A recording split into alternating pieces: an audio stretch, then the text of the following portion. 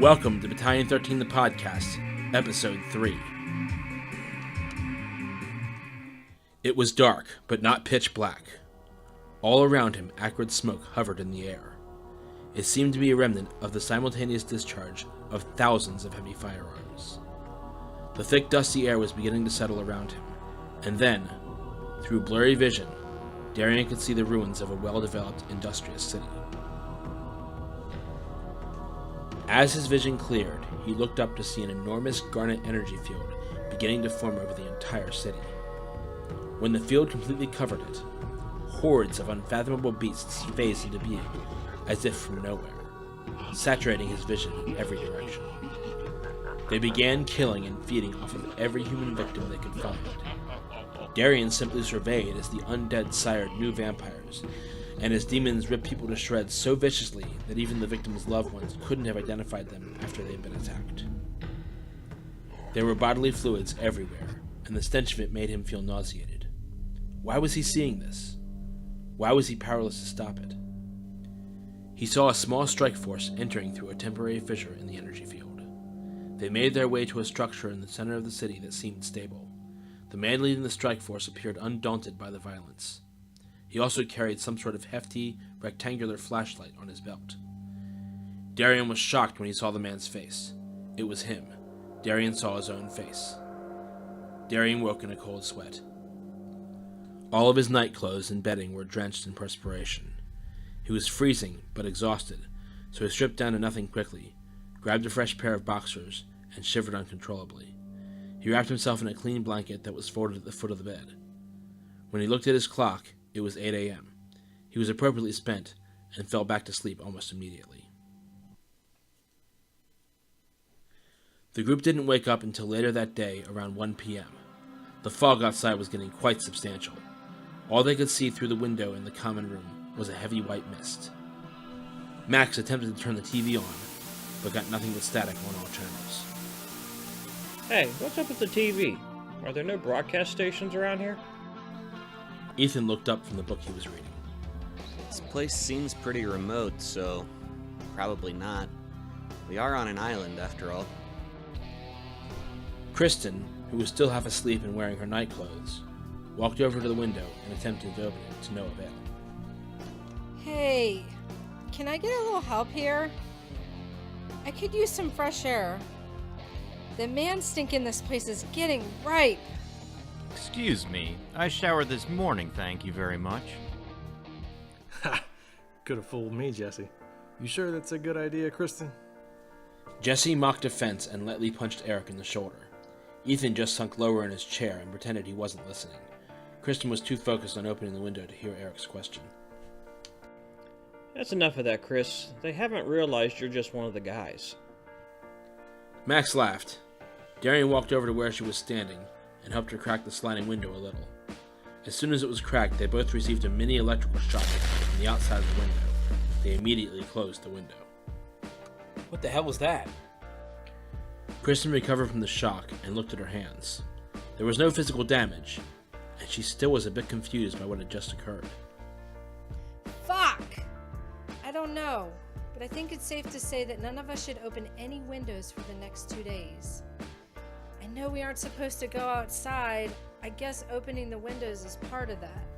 Damn right stay away from windows. I knew it was a bad idea. Chad rose and sauntered over to the window. He pointed out the window at the fog. I'm really starting to wonder if this is just fog or if it's something else entirely. I think there's more to each rule than what was laid out in orientation.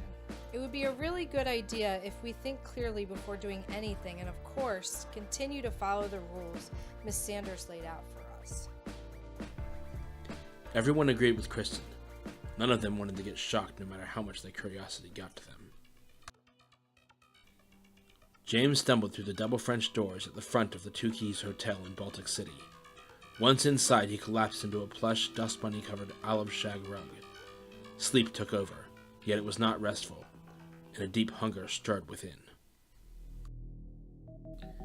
A few hours later, while they were eating dinner in the kitchen with some of the other students from other floors, the power abruptly died. Everyone could still see due to the substantial ghastly fog that surrounded the building.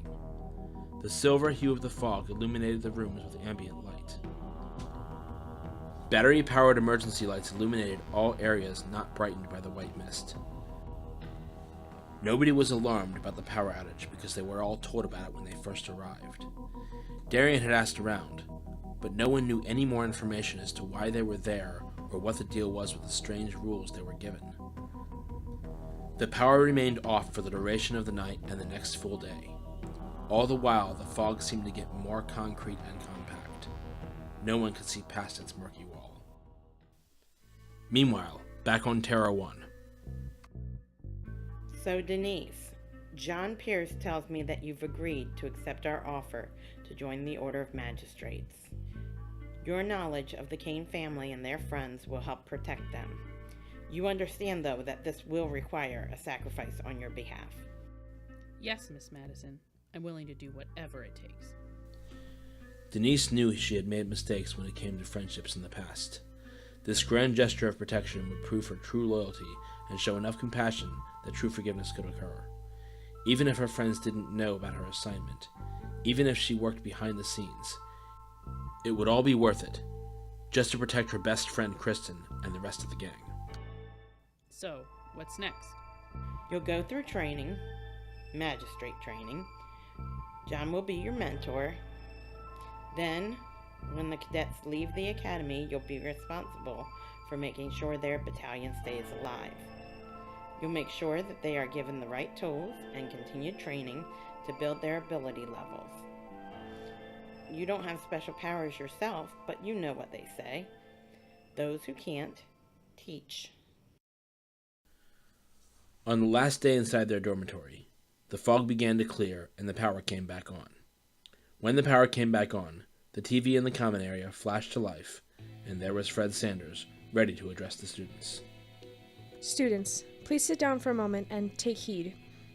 With the power back on, you will notice that some of the technologies that did not work before will now work. An example of this would be the elevators. Please make use of them. Other technologies will be explained at a later time, as I am certain you are all tired of being cooped up in this building. It is time to go outside and enjoy yourselves for a little while. The time of the 3 rules is now over. The TV turned off. Max looked at Darian for approval, and Darian nodded. The whole group then went to the nearest elevator and proceeded to the main level. Once there, they noticed a crowd of people going through the automatic doors. Darian's group got in line and waited to get outside. When they all finally got outside, it was like watching children on a school playground at recess. Darian watched as a few people went to investigate what looked like an asphalt-gray beetle carcass as big as a Toyota Camry. It was completely still, and for a moment, he thought it was some sort of weird artistic sculpture of a beetle. A girl who looked no older than 18 slipped on the slick grass and wound up sliding underneath its body. Without hesitation, the creature fell on her, and a stinger popped out of its hindquarters and stabbed her right through the hip. The creature then sprouted its wings and flew away. The girl was left in screaming agony. Ah! Her hip was bleeding profusely. People started looking around and noticed that their surroundings looked a bit alien. Darian was more concerned with the hurt girl than with his new surroundings. He would look into them later. He and Chad ran over to her. There was blood all over her jeans, and when Chad felt for her pulse, it was weak at best. What's your name? Cynthia!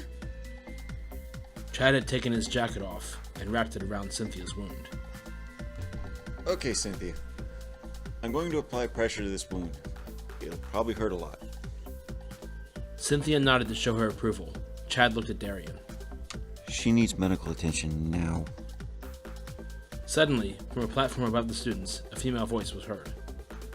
Attention, students. For those who I have not had the pleasure of meeting yet, I am Samantha Madison. You are probably all wondering where you are and what is going on. It is time you got the answers you have been waiting for. Mrs. Madison, this woman needs immediate medical attention. He gestured at the girl on the ground. Samantha surveyed the situation from where she was, pressed a button on her blazer, and said something in a low voice that no student could hear. She then turned her attention back to Darian. Help is on the way, Mr. Kane. Darian nodded and continued to hold the young woman's hand while they waited for help. Once help arrived, the girl was taken away on a floating stretcher, This made both Darian and Chad do a double take, but they both decided that now was not a good time to ask about it. Samantha acknowledged the medical staff members and then continued with her speech. By now, you will have noticed that everything around you has changed. There are buildings that are here now that were not here before, technologies that work now that did not work before, and of course, our local stinging possum beetle. These are a few of the things you will see now that you are here. In case you have not figured it out yet, you are not in your world any longer. You are now on another plane of existence where you will stay for the next year to learn about advanced technologies, psionic abilities, and magic for use against the more destructive demons. For the next few days, you will be expected to acclimate to this world. There are instructional videos available in the common areas that can provide some explanations and instructions. After those few days have passed, you will all begin your classes, which will be intense and very informative. Prepare yourselves and try not to be absent or tardy. With that, she walked off the platform and seemed to disappear from sight along with the platform. Some of the students decided to walk around outside for a while, but Darian's group went right back in and up to their common area to view the instructional video left there to guide them. Darian turned on the TV and played the video. There was Fred Sanders again. Does this woman do all their videos? Hello, new students. As you've already been told, you are no longer in your worlds. Do not be afraid. This was necessary in order to train you in the best possible fashion. I will now go over with you some of the technologies that you will be utilizing while you are here for the next year. First of all, you will notice that the lifts in this and other buildings go a lot faster than you are used to, but with none of the ill effects on the human body that this would normally cause. This is due to inertial dampening, and this is the same technology used in our interstellar crafts. Now on to the food replicators. You will notice that in your individual quarters, there are what look like sliding door cabinets with a control panel that will now be visible to you. You will use them like so. She pressed a few buttons and there was a light behind the cabinet door. The door then slid open to reveal a bowl of what looked like soup. I have just asked the replicator to create for me a bowl of chicken noodle soup. The pattern for this simple item is stored on a networked drive so that when you press a few buttons, you can access it, and it will then be constructed in a matter of seconds. This is true for most food items. The cafeteria will still be open so that more complex meals can be made. The next item we will be discussing is your personal communicator. In each of your rooms, you will find a small rectangular device. Place it under your right ear, you will feel a sharp pain that will quickly subside. This is the implantation of your communication device.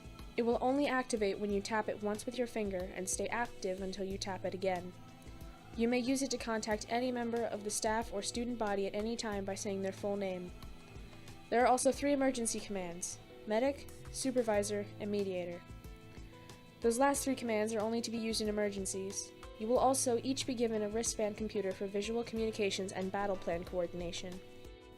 Your thumbprint will be used to access any classes you go to, as well as weapon storage when advanced weapons training begins. This concludes your video guide. Thank you. The monitor turned off. Darian was trying to figure out where the video had originated from. He noticed there was no cable plugged into the back of the monitor, and there was no slot for a videotape. This confused him a bit. It was at that point that he decided it was best to just let it go and follow the instructions he was given in the video. Well, I guess we should go and plant ourselves. He walked to his quarters, picked up 2 small implanters, and walked out to the common area. He handed one to Kristen.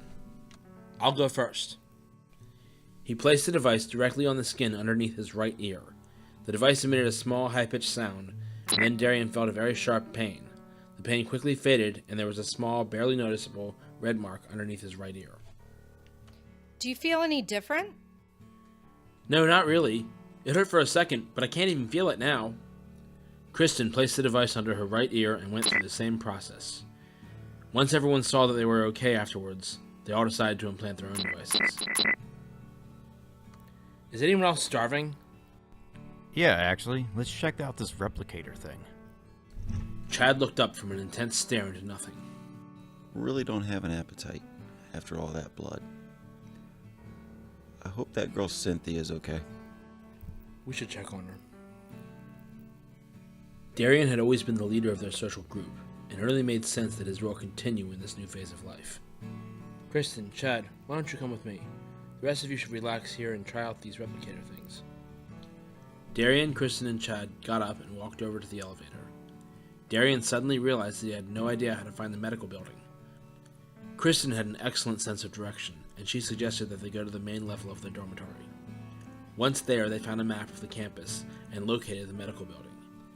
As soon as they figured out which way they needed to walk to get there, they set off to see how Cynthia was doing.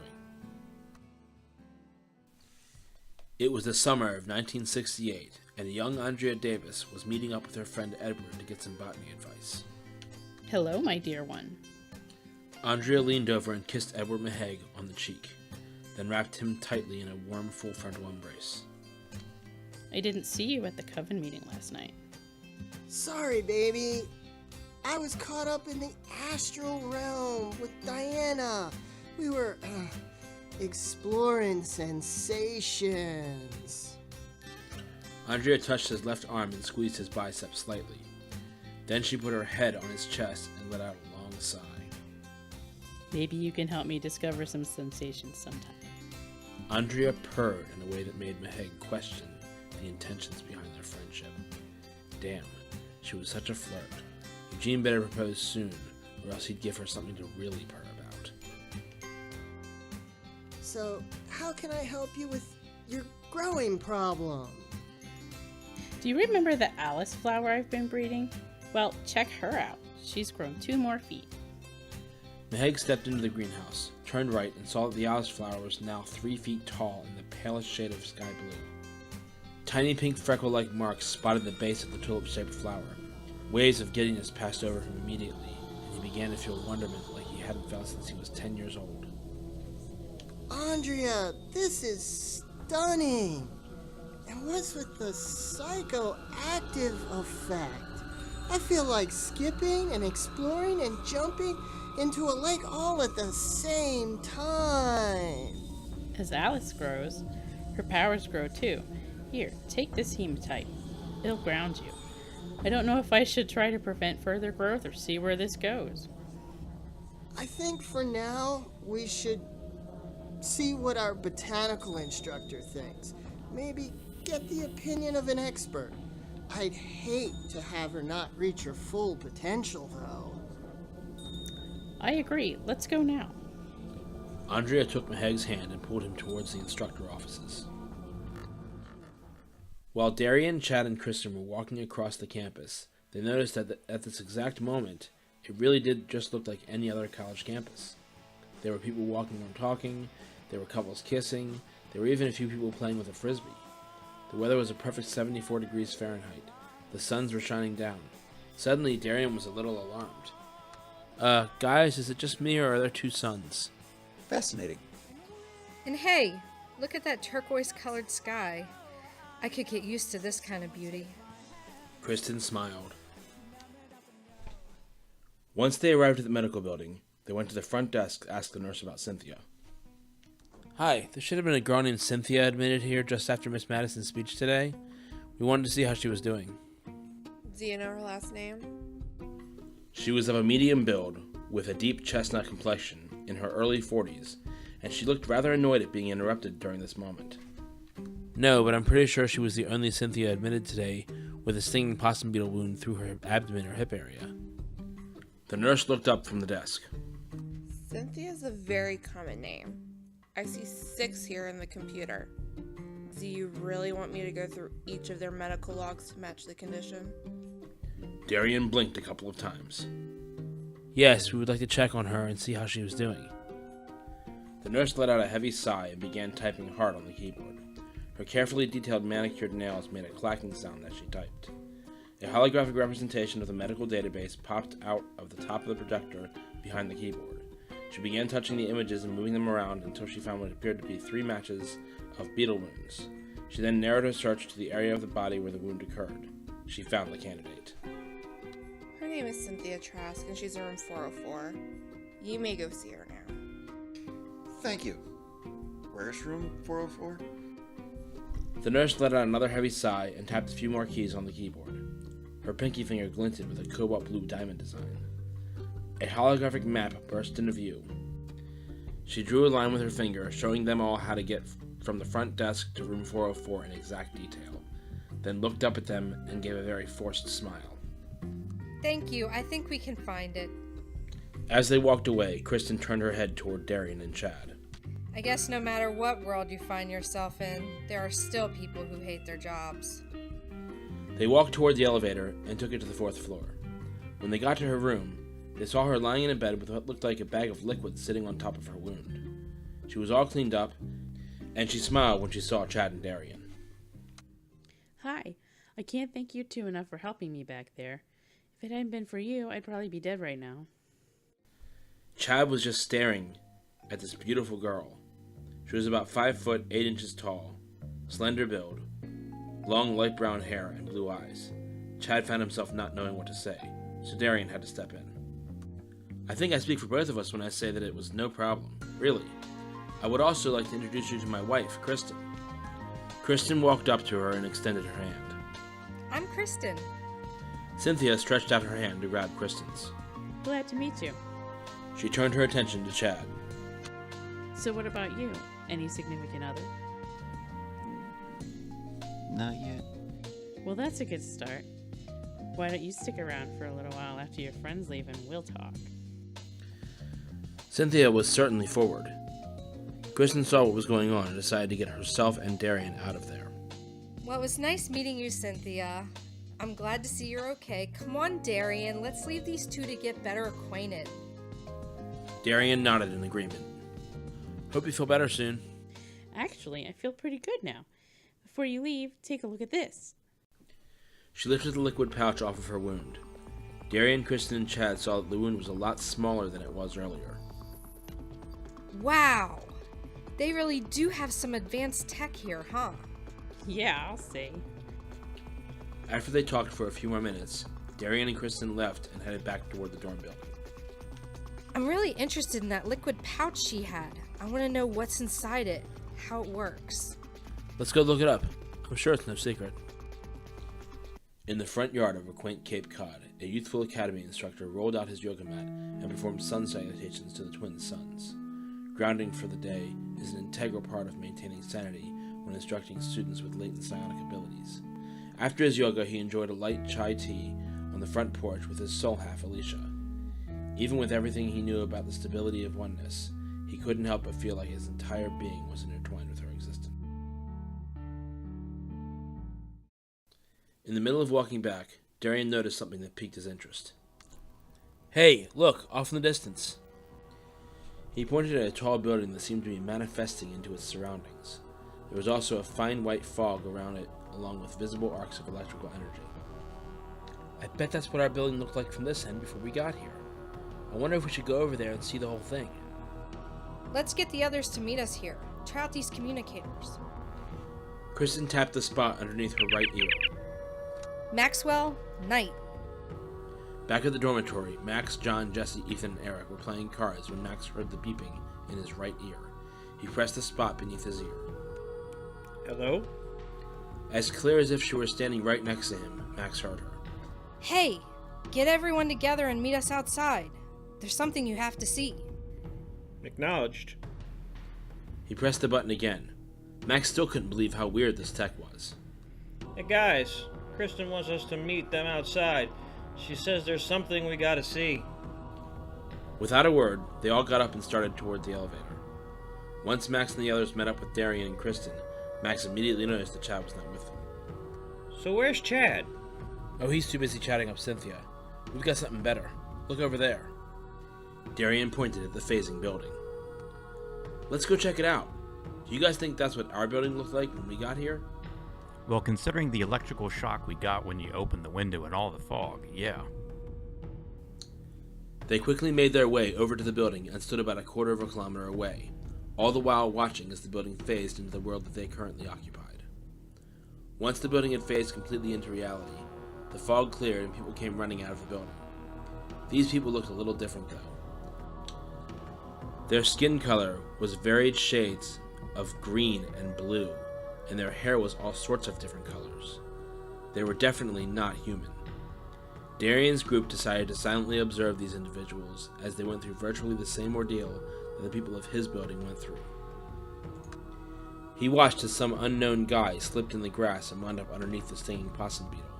The beetle stung him and then flew away. The real difference that Darian and his friends noticed was that no one came to the victim's aid. Darian watched as black blood came gushing out of the man's abdomen, all the while he was completely ignored. Darian decided that he had to do something. He immediately ran down the hill toward the building. As he did this, he tapped the spot underneath his right ear. Medic! He ran straight to the injured man. Hey, help us on the way. They'll be here soon. Darian was at that moment grabbed by the throat by one of the nearby people. The person spoke in a strange language that Darian could not understand. All he knew was that he was being choked by someone who was also yelling at him. As this was happening, a podium appeared on the platform nearby, and a green-skinned woman with orange hair and a tight brown dress appeared. She said something in that same strange dialect, and the man who was lifting and choking Darian dropped him. Shortly after that, the medical team arrived, and the injured man was taken on a stretcher to the medical building. Max and the others were running down the hill to see if Darian was okay when they saw the woman on the platform disappear. They also observed the green and blue skinned people walking back into their building. When they got to Darian, he was still recovering from being grabbed hard by the throat. They helped him to his feet, and then they all walked back toward their building. James heard a faint, steady clicking as he was regaining consciousness. It was getting louder and louder, and he realized they were footsteps. As he opened his eyes, he dimly saw a black leather boot heel with studded spikes touch the ground just inches from his face.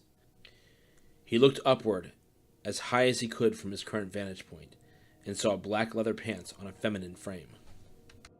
Well, hello. It appears that someone has brought me a package. James tried to stand, but some synapse in his brain must have misfired as he suddenly felt his body being pulled hard towards the floor, where he collapsed in a heap. The woman gently trailed her fingernail across his face, then suddenly jabbed it hard into his cheek and pulled it away. James winced. She looked at her finger, a dollop of dark blood on it. So you do bleed. No matter. She knelt down, pulled up his head roughly by his hair, and slapped a spiked red leather dog collar around his throat. She whipped out a chain that she attached to the collar and stood, yanking it up hard as she did. The top half of James' body hung somewhat limply, and his hands went to the collar to try to relieve the pressure on his throat. He tried to speak, despite his choking and sputtering. Please. The woman backhanded him across the face, hard.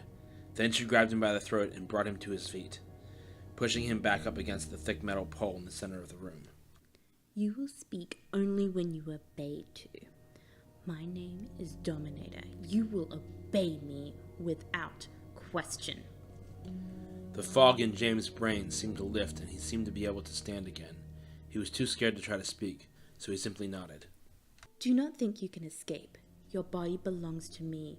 You can only make use of it only when I choose to allow it. To drive the point home, she turned him off again. James felt the cloudiness return, and he fell to the floor hard. Again, she grabbed him and lifted him up, slamming him against the pole and allowing him to stand again. Heavy footsteps could be heard approaching. You will speak when spoken to, and only when spoken to. James nodded. Nightmare briskly entered the room and made a quick assessment of the situation. He saw the chain hanging from a collar on James' neck, but made no mention of it. Vampires could be odd. He didn't care about their eccentricities one way or the other. I hope that you're treating our guest in a manner worthy of us, Dominator. Of course. I'm merely showing him what it means to be with us. James opened his mouth to speak, but nothing came out. Let him speak! Fine. I was just trying to keep things peaceful. Dominator hissed softly into James' ear. Be careful what you say, or I'll make you suffer. She backed away slowly, smiling. As I was saying, welcome, James. This is your new home. Thank you, sir. I won't let you down. See that you do not. Dominator, show him to his room. Nightmare vanished as quickly as he had arrived. James wasn't sure what to think of him yet. Did he approve of what this woman was doing? Was this some kind of test? He couldn't be sure. He was jarred out of his thoughts by a sharp yank on the chain. A short time later, after leaving Cynthia so she could rest, Chad decided that he wanted to know a bit more about the medical technology of the world he was in, and also the potential dangers. He figured his best bet was to visit the campus library. Once he found it, he was greeted by a tall, medium-built white man with glasses and light brown hair. He seemed to be about 30 years of age. Hello, my name is Eric Trent. I am the librarian here. Please call me Trent. Is there something in particular you are looking for, or are you just here to browse? Actually, I was wondering if there are any books on current medical tech. And also I wanted to know about the wildlife of this, dimension. Trent's face lit up at this. Ah, you must have been involved in the rescue of the young lady that was injured by the possum beetle. Yes. How did you know that? It's neither here nor there. However, I must give you something that will help you in your quest for knowledge. This is a tablet personal computer which can access every book in this library. You'll be able to use it for referencing all the material you need, including all of your textbooks. Trent handed Chad the tablet. It was about a centimeter thick, 10 inches long, and 8 inches wide, with an LCD monitor in the middle, taking up most of the space. How does it work? Simply scroll through the topics and press the Enter key when you found the one you are looking for. It is touchscreen technology. Thanks. He had never seen anything like this tablet. This new technology was truly amazing. He left the library and began walking back to the dorm building. About an hour after everyone returned to the dorm, they all discussed the new race they saw phase onto campus. It was decided that it would be best to avoid them until they could further understand the new culture. After another few hours, they all ate dinner and went to sleep for the night. The next morning, they each took time to explore the campus and pick up their tablet PCs. They got acquainted with the librarian and a few of the hospital personnel when they went to see Cynthia again. They also all took time to get to know a few of their fellow students. The sky was greenish-brown that day. It was interesting how the color of the sky kept changing on a daily basis. They were used to blue, black, and gray, or white. This would take some getting used to. Over the course of the next few days, the students acclimated and got ready for their first day of classes. Once classes started, the campus was actually a bit quiet. Occasionally a possum beetle would fly by, but there was an energy net over the entire campus which effectively kept the bugs at bay. The ecosystem must work differently here. Insects are an integral step in keeping nature clean and beautiful. In Kristen's world, it was difficult to see how nature worked together symbiotically, but here, every plant and insect had a relationship, one that Kristen had a keen interest in discovering. She couldn't wait until her first botany class. The first class that Darian's group attended, however, was about the science and reality of interdimensional travel. The teacher began discussing rifts and portals in great detail, as well as a few other useful pieces of information. When you open a portal, you are opening a kind of transformation passageway. What this does is change your body's vibrational alignment in order for it to exist in whatever dimension in which you are traveling to, so that your body can exist within that dimension. This has little or no negative effect on the environments of either world. When you open a rift, it is considered a tear in space and time. Your body can adjust to the new dimension, but the environment can be negatively affected. This can result in odd weather anomalies, and if done too often, can result in the collapse of the two different worlds into one. The results of a collapse such as this can be tragic, so this is to be avoided at all costs. Another piece of information that will be important to keep in mind is that small devices like remote controls cannot be used to open a portal. This has to do with the instability of the energy surrounding a portal. It takes magic and technology to open a portal. Without the use of magic, one could accidentally create a rift, which, as stated before, could be very destructive. However, you can open a viewing window into another world using only magic. Kristen, I understand that you have experience in elemental magic. Would you please come to the front of the class? Kristen rose and headed to the front to stand next to the instructor. Now, there are 3 classes of dimensions: quartz, magenta, and obsidian. Your Earth, Terra 1, is a quartz class dimension. Things are generally stable. Magenta class dimensions are a bit more evolved. Magic and science work well together, like here at the Academy. And in Obsidian class dimensions, things are a bit apocalyptic. Kristen, choose a stone from the bowl on my desk. Inside the cavernous dish, Kristen saw various shaped clear quartz crystals, quartz, magenta stones, and obsidian rocks. Kristen picked an oblong magenta stone and handed it to the teacher. This one is quite nice. The teacher handed it back to her. Now, with your arms and legs outstretched like your body is a star, feet apart, just so, and arms outstretched, hold the magenta stone in your power hand. For any of you unfamiliar with this term, this is typically the hand you write with. Kristen, you can now put your hands together, close your eyes, ground, focus, then repeat after me. The earth and air move at my will. Bring to me the dimension I seek, Terra 7. Open the window, not the door. Let me see in. I am not ready to travel. The alignment is magenta, and with no harm, I seek this earthly plane. Open the window now. Kristen repeated the words and then brought her arms down from the together position over her head. As her arms came down, a window to the Terra 7 magenta dimension opened, and the class could see a world of utopian bliss.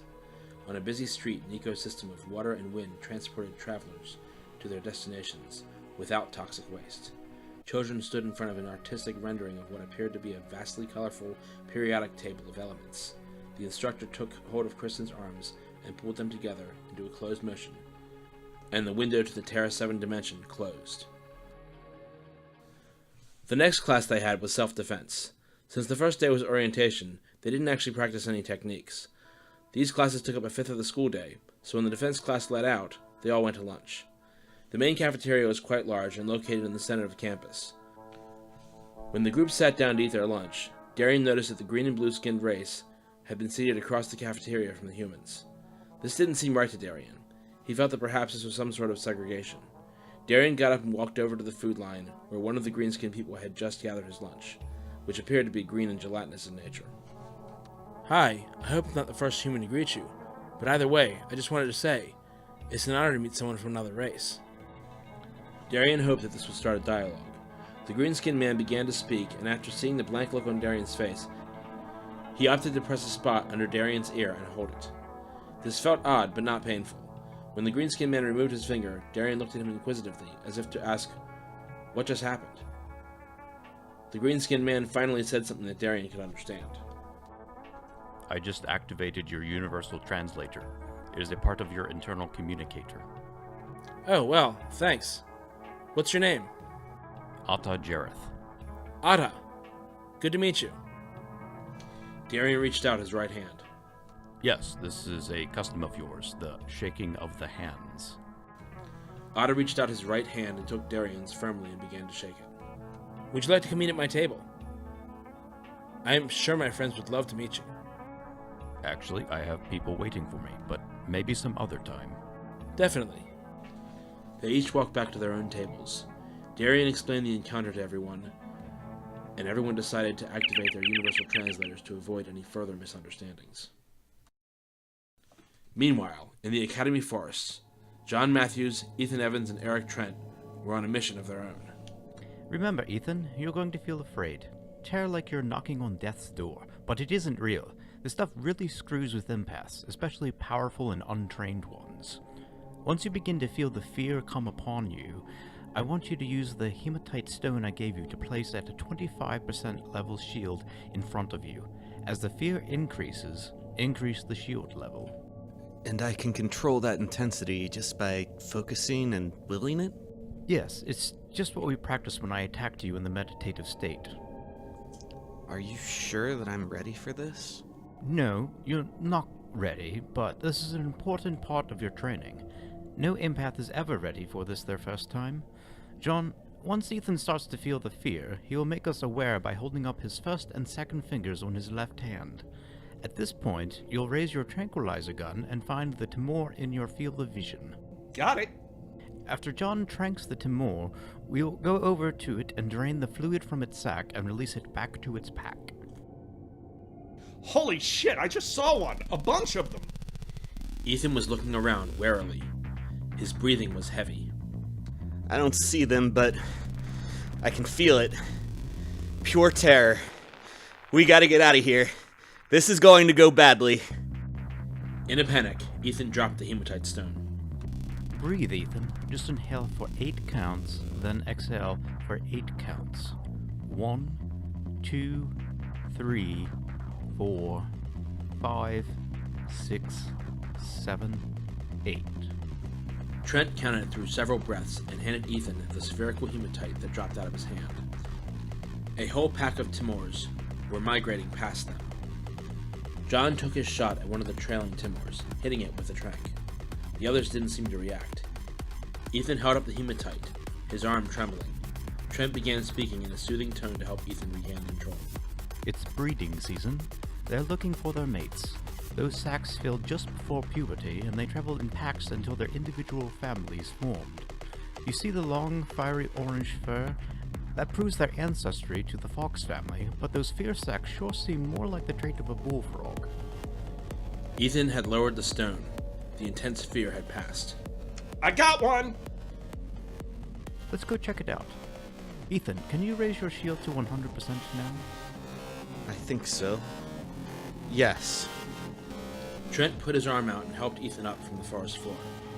The crew of 3 traveled over, and Trent used his skinny, 2-foot-long syringe to pull the fear venom from the cavity under the Timor's chin. Trent put the vial of collected fluid in several cases before dropping it into his travel pack. We don't want a leak on our hands. He smiled at Ethan, but Ethan looked a little green and only half smiled back.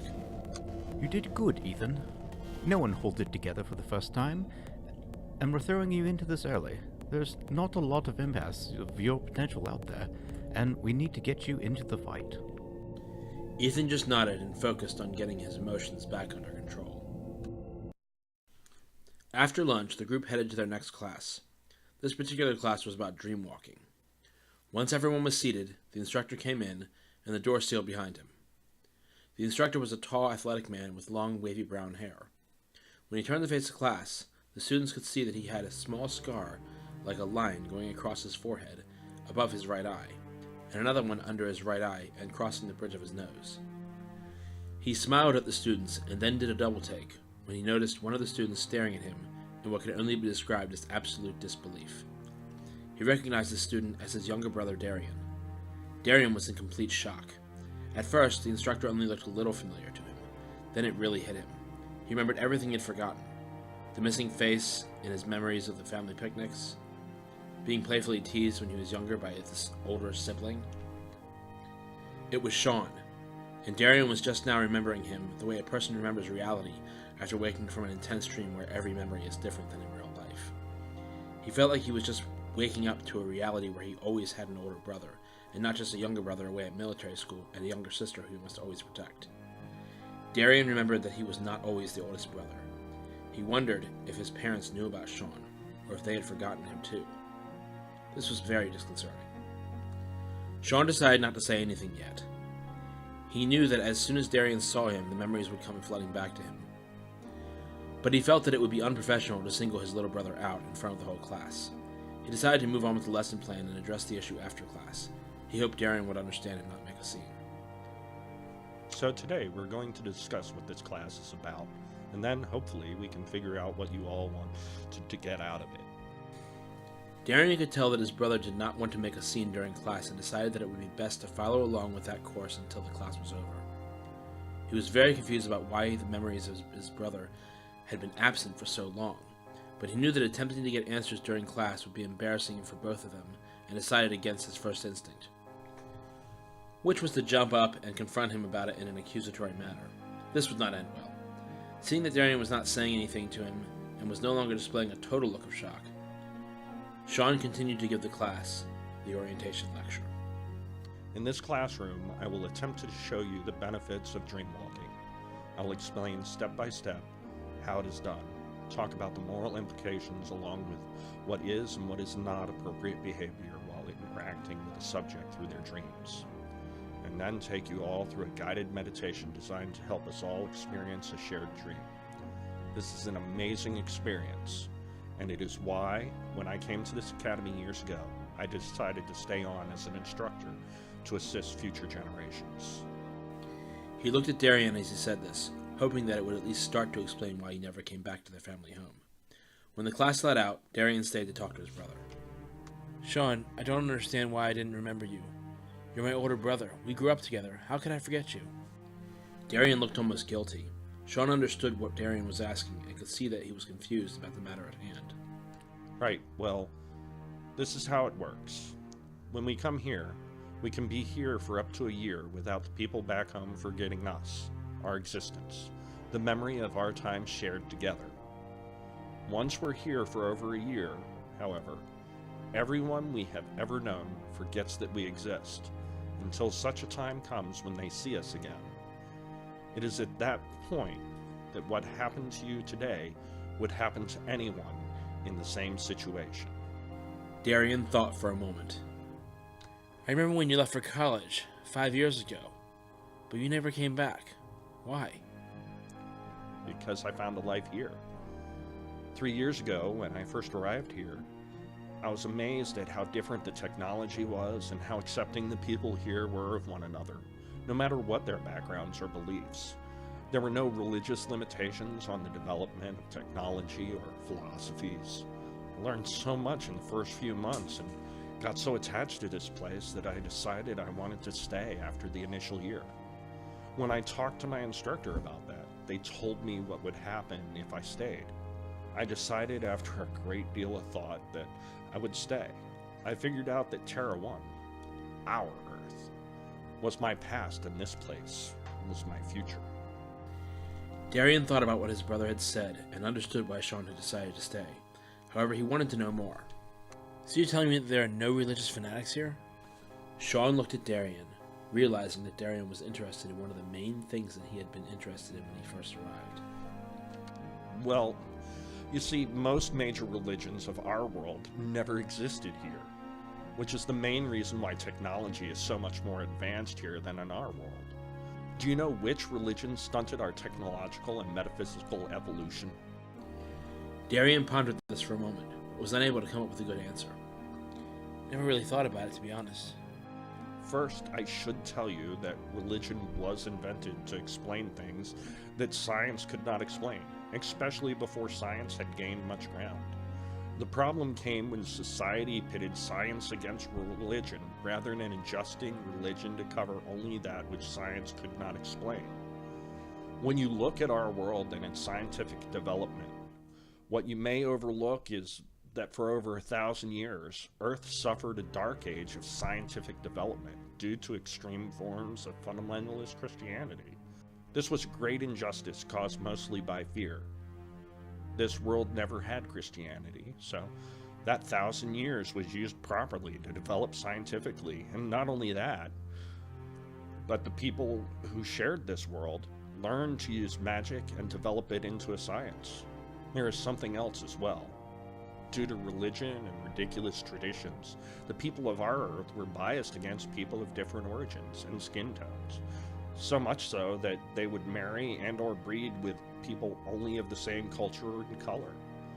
A lot of times this leads to an unknown inbreeding which causes physical and mental disabilities. There are people here that got away from that terrible tradition long ago, and they have less than 1% rate of birth defects and mental disabilities. You'll notice that most of the people born here are highly intelligent and moral.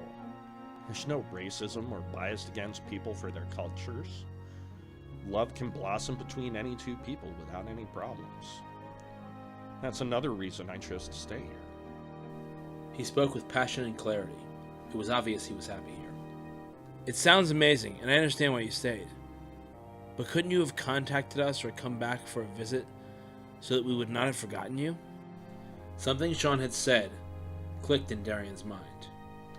So who is she? Sean caught every word that Darian had said, but wanted to answer in an order that would explain everything in the most efficient manner. The reason I couldn't leave here is because the moment I would have stepped onto Terra 1 soil, I would have begun to forget everything and everyone I ever met in this world. It happens a lot faster when you're coming from this world and going back to our world. After I met Alicia, I didn't want to forget her, and she didn't want to forget me. So we decided to stay here and become instructors in the subjects that we excelled at and we were most passionate about. In another 6 months, we'll be able to leave here and return to Earth without forgetting each other. It has something to do with rooting ourselves in this world. At that time, Alicia and I decided to return. We both miss our families. It was a lot for Darian to take in. He still had one question, though. So when do I get to meet her? Sean gave a little half smile. How about tonight? You can join us for dinner. Sounds good. Better set the table for 4. I'm married, you know. Let me guess. Kristen, right? Yeah, how did you know? I met her when you two first started dating. Don't worry, you'll remember all of this in time. I do a lot of the cooking myself, but I'll ask Alicia to set the table for 4. And I will let Kristen know that we have dinner plans for tonight. Darian just realized that enough time had passed while he and Sean were talking that he had missed an entire class. Crap. What is it? I missed a class while we were catching up. Sean could see his disappointment and gave him a reassuring smile. It was just the first class. I'm positive you didn't miss much. I will talk to your instructor, though. We'll need to work something out. Go ahead to your next class. Darian nodded to Sean in agreement and left for his last class of the day. Darian did miss a class, so the only class he had left was the last class of the day. Darian made it just in time, and the door slid shut as he walked into the classroom. He took a seat next to Kristen and watched as the instructor fitted with one of those computer pads that they were given in place of textbooks. The instructor looked up from the pad and greeted the new class. Hello, I'm Professor Maheg, and this is Immortal Studies. He looked at his pad again and made a confused face. I think this thing needs an update. It is definitely not working properly. He set the pad down on his white marble desk and looked up at the class. Screw it. Guess I'll just wing it. He looked around at the students and realized that it was very evident to them that he was very frustrated. Sorry about that. I have some notes that I made on the thing, and now I can't access them. So I'll have to improvise and recall from memory, which I'm afraid can be a bit rusty these days. Bear with me, I do apologize. Though still clearly frustrated, Maheg's professionalism took over, and he again addressed the class. This being the first class of this course, most of you will probably expect it to be an orientation of sorts. Sorry, that is not my style. Today we will be diving right in with a quick look at the different types of immortals that exist in your world. He looked around at the students' faces. Before we begin, can anyone tell me what the definition of an immortal is? Chad raised his hand. Yes, Mr. Chad Ender. Your definition, Mr. Ender. Immortal means something that will never die. Interesting. Anyone else? Maheg noticed another hand had sprung up. This time it belonged to a slender, brown-haired young woman. Yes, miss. Cynthia Trask. Immortal should literally mean something that will live forever, right?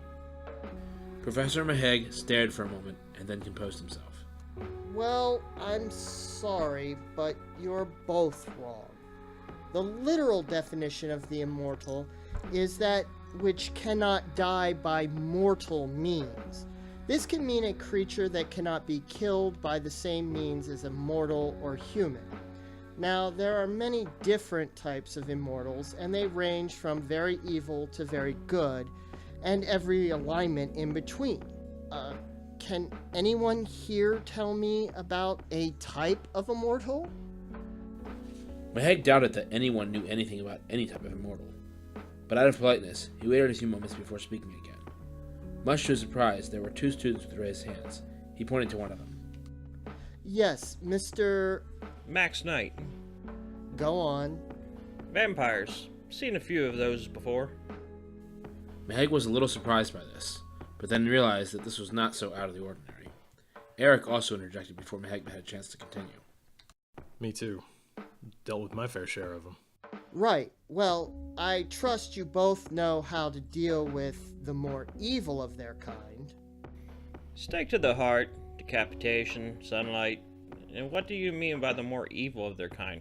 Aren't they all evil? Sounds right to me. To the undereducated, it would seem that all vampires are evil, soulless creatures bent on feeding on all of humanity. However, that is not exactly the case. I've never met a good one. As I stated earlier, all immortals of every type run the spectrum between good and evil. The vampires that appear to be evil are in fact blood addicts. They are addicted to human blood and are therefore a menace to human society. Some vampires actually drink animal blood, either from the animal itself or from a butcher shop. These vampires are not evil at all. They have jobs, they pay taxes, and they move around every 10 years or so they don't raise suspicions about their immortality among the locals.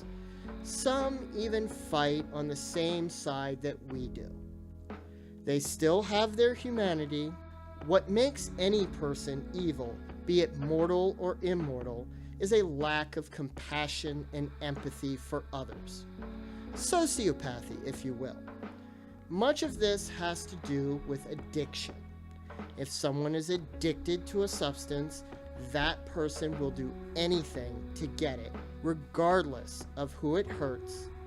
Some people are addicted to power, like much of your politicians in the Terran dimensions. They will say or do anything to obtain and maintain their power. The same goes for drug addicts.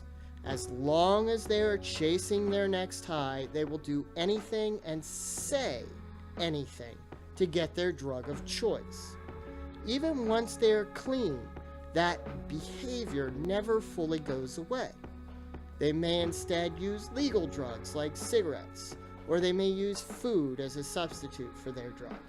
They may no longer pose a threat to society, but they still pose one to themselves generally, albeit maybe a minor one. With vampires, that addiction is human blood. Most vampires that succumb to this lust for human blood on a regular basis have not evolved past it. They do not plan for the future, they only live for the moment. This happens mostly to orphaned vampires. They have no one to train them, and they are reacting to their new circumstances. Maheg paused for a moment when he saw that one of his students had a distressed look on his face. He walked over to the student. Something I said sounded familiar to you? Darian remembered Justin. He wondered now if time and understanding could have saved him. You could say that. It was our high school graduation party. This guy, Justin, came to the party, and he was pale and looked sickly. He had the 2 telltale marks of being bitten by a vampire. There were other signs too. I had to stake him. I only wondered if it could have played out differently. He was new to being a vampire, correct? It had to have happened earlier that evening. He was definitely still human at graduation. Was he a friend? No, in fact, he was a bit of a jerk. He didn't have many friends. You did nothing wrong. It is obvious that his sire did not stick around to train him and was probably a blood addict who only made this Justin a vampire out of some sort of guilt for draining too much of his blood. From the way that you described Justin, I can only assume that when he lunged at the person he was going to feed on, that it would have been his first taste of blood as a vampire. Things would not have gone well from there. This does bring up an interesting point, though. Maheg went back to the position directly in front of his desk. How does one know when to kill a vampire and when to simply walk away or perhaps make a new friend of one? How can we tell when a vampire is completely evil and a lost cause? The answer is simple. If a vampire is causing harm to a human, we kill it. If you're in the woods one day and see the rather disgusting sight of a vampire feeding on an animal, just leave it alone and do not call attention to yourself. If you are in a combat situation and you notice any vampires fighting on the same side as you and not even feeding off of the enemy, you may indeed make a new friend. If they are fighting on the opposite side and again not even feeding off of the humans on your side, you will have to make a judgment call as to whether or not they are evil or just following a different set of rules from what you're used to. Sometimes it can be hard to tell, but if their game face is on and they are attacking you, dust them. He looked at his watch and saw that class time was coming to an end. Okay, you should be able to access chapters 1 and 2 in your Immortal Studies text. You should be able to access it through your tablet, unless it needs an update. He gave a little half smile at the end. The class chuckled a bit. Class dismissed. Come along now, James. Follow me. I have a special room for you. James submissively followed her down the dark stairs and into a long, dimly lit hallway. She clutched his arm and guided him roughly through a doorway near the end of the hall, into a dark basement chamber. He collapsed into a corner on a dirty, ragged mattress. Now you won't tell Nightmare about our special place, will you? This is our secret. If you do what I say, I'll let you have a taste of me. Would you like to have a taste, James? James nodded and began to drool a little. Dominator tied him up with leather straps with spikes on the inside. As she tightened the straps, tears began to stream down James' face, and he began to whimper. But he didn't dare speak in protest. She leaned forward and took a tiny bite from his lip and spit it out. Dark blood trickled from the wound. Oh, so odd. Now stop crying, or I'll show you the true meaning of pain. And then you'll have something worth crying about. Dominator took a plasma blade from her hip holster. She methodically began to slice away James' clothing with surgical precision. Intermittently, she would slice open a shallow wound, allowing James to wonder if it was an accident or not. Blood began to stream down his legs, saturating his socks. He was starting to get lightheaded. She pulled him by his legs so he was laying flat on the ground and squatted over him, using her plasma blade to carve symbols into his bare chest, just barely deep enough to leave a faint scar. It wasn't long before the pain and loss of blood caused him to lose consciousness. As the class let out, Darian remembered something important. Once Darian and Kristen were in the hall, he pulled her aside. Do you remember our dreamwalking instructor? Well, he's my brother. Can you believe it? His name is Sean, and he invited us to have dinner with him and his fiancée tonight. Wow. Really? Darian, that's awesome. So many interesting things are happening here. We should probably do our homework first. Do we have time? Kristen was always wanting to get her homework done as soon as she could, but it was usually stressful and boring to her. This time, however, it seemed like she was actually looking forward to doing it. I don't see why not, but let's get back to our dorm so we can get started. Later that evening, Darian and Kristen arrived at Sean's house. It was located on the outskirts of town, but still protected by the shield that covered the academy. All the teachers were given houses near the academy grounds. This convenient location would not only make it easier for them to be in class on time, but also to obtain needed tech support for their tablets while planning a lesson or grading papers, as the tech could be dispatched to their homes easily. The houses were designed with input from the instructor who would live in the home. Sean's home interior and exterior design looked a lot like Darian's parents' home. It was a single story, save for a small upper room, making it a pale blue Cape Cod with white shutters. There was even a single apple tree in the front yard, with a tire swing just like the one Darian and Kristen sat on frequently. The sense of familiarity put Darian and Kristen quite a bit at ease. Darian knocked on the door. It's uncanny. Kristen looked around at the other houses, and then back at Sean's. Most of these houses don't even look like typical American houses.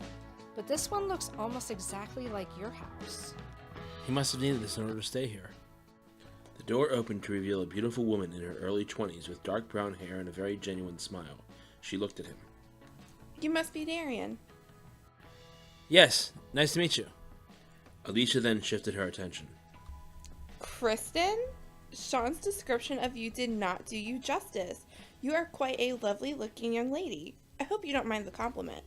I'm Alicia, Sean's fiance. Please, come in. Dinner is almost ready. She ushered the two of them in and showed them to the dining room table. The three of them sat down. Sean will be out with dinner in a few minutes. It's so nice to meet you, Alicia. Sean entered the room with a tray in his right hand. As he set the tray on the table, he revealed to Darian and Kristen what appeared to be a large insect with its shell open and steam rising from its meat. I know this must look strange to you, but once you taste it, you'll agree it's quite good. Sean had a convincing but playfully sinister smile. Kristen looked at it. What is it? All eyes were on Sean, so he decided to respond. A type of beetle that lives outside of the shielded area of the school. A few of us like to hunt them for food, you see. Other than replicated food, we have to provide our own food at the academy. There are no cows or chickens or any other Terran-based meats here, so we have to make do with what this world provides for sustenance. Hence the beetles. They are considered a delicacy here. We grow vegetables as well, but they're also a bit different than what you have at home. The beetle we are having tonight is stuffed with some of the veggies from Alicia's garden. Sean could still see a look of concern on both their faces. Just try it. I promise it won't hurt you. Sean scooped out some of the inside of the large beetle and placed it on Darian's plate. He then gave a slight nod, indicating he wanted Darian to try it. Darian, a bit nervous, decided to taste it and put some on his fork. Once he put it in his mouth, he gave Sean a look of approval. After he swallowed, he offered some feedback. This tastes like a really good combination of chicken and shrimp. Is that Cajun seasoning on the table? Sean smiled. I told you it was good. It isn't exactly Cajun seasoning, but something similar that we were able to replicate. Not all spices can accurately be replicated, but close enough, right? Seeing Darian's response, Kristen decided to try it. Delicious! There was more than enough for the four of them. Finishing up, Kristen decided to ask another question about the food. So, Sean, is this the only real meat this world has to offer? Sean smiled at the question. No, this is just what is left from what I hunted over the weekend. We actually had a flying possum beetle that was delicious, but they're difficult to hunt due to their large stingers. That can be dangerous. Darian perked up at this. Yeah, we witnessed a girl getting stabbed by one of those stingers when we first arrived here. She was lucky we were able to get her to the med center in time. Sean looked at Darian gravely. Yes, it was fortunate that you were able to get her the medical attention she needed at the time. Flying possum beetles are very deadly. They tend to prey on new arrivals. Most of the time, this place is shielded from such threats, but when anyone or anything is arriving from another dimension, the shield must be deactivated so that the object or people can arrive safely. Unfortunately, this allows bugs to land anywhere within the campus. Usually they're detected and destroyed before anyone gets hurt, but there are always exceptions. You know, Darian, you should come on a hunt with me sometime. You may enjoy it. Darian looked at Kristen for a moment, then to Sean. I don't know. I've never hunted before. It's a challenge, but I can teach you how. We use a stunner to drop them, and then we use a large knife to cut them up for meat. You can come with me this weekend. It'll be fun. All right. It'll give us some time to spend together. Just the two of us. After dinner, Alicia brought them a very interesting dessert she had replicated that tasted a lot like chocolate, but with some form of imitation flavoring. Once they had finished dessert, they decided to take a walk around the neighborhood so they could continue to talk.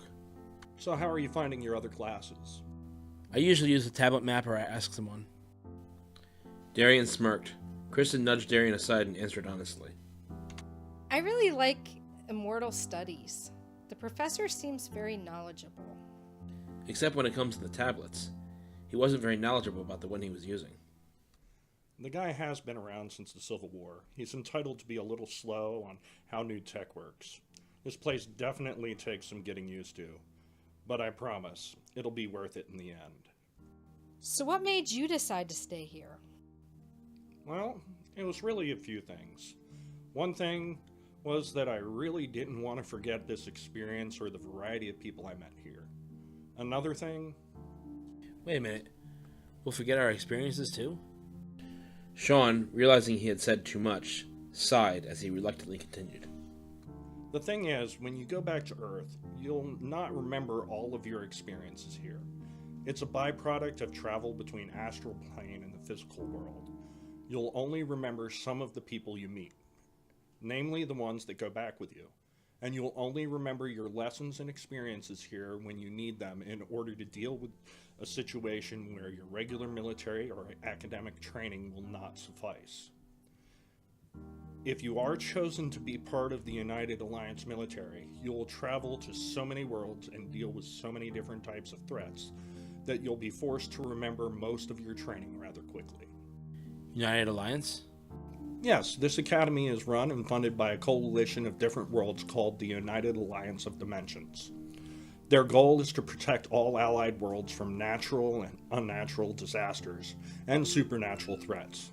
Sometimes they can accomplish this by simply training soldiers to be ready for these threats and then sending them back to their own world to protect it, while other times they pick a few extraordinary people and incorporate them into the battalions.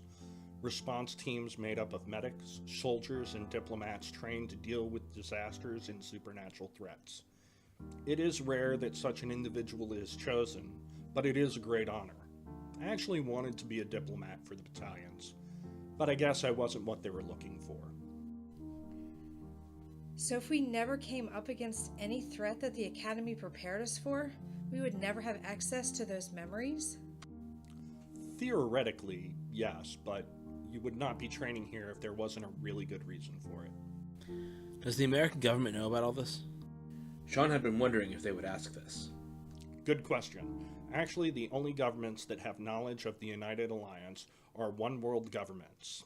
The recruiter you guys met was a mole in your government, who is part of a sub-organization of the UAD called the Order of Magistrates. They are embedded in the militaries of different worlds to seek out extraordinary people for the Academy programs.